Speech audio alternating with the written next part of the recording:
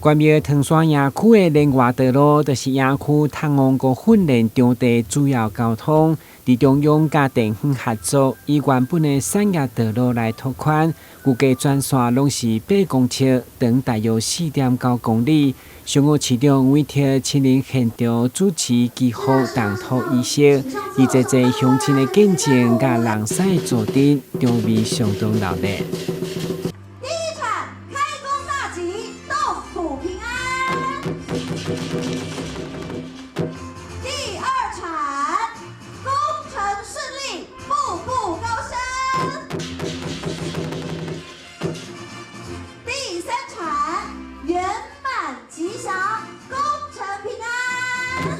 炮豪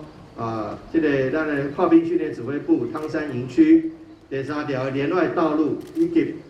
A 段的整体的拓宽，总共拄则局长甲咱报告过啊，总共7.8公里，等于是8公里啊，这费用会使讲真济5.76亿，但是咱真感谢